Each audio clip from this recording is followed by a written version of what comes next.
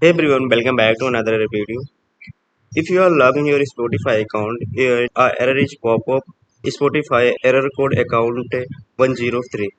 Don't worry about it. In this video, I will tell you how to fix this problem. So keep the video till the end and follow my step to fix the problem. Click Window plus I button from your keyboard.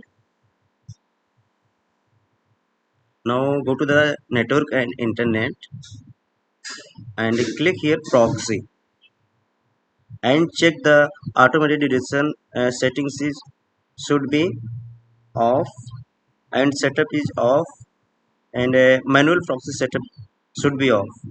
After doing this step, again go to the start button and search here Windows securities and click on this.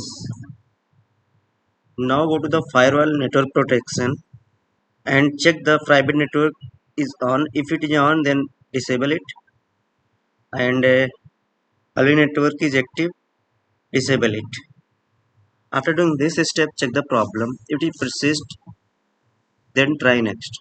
Next is press Ctrl Shift plus Escape button from your keyboard and search here Spotify.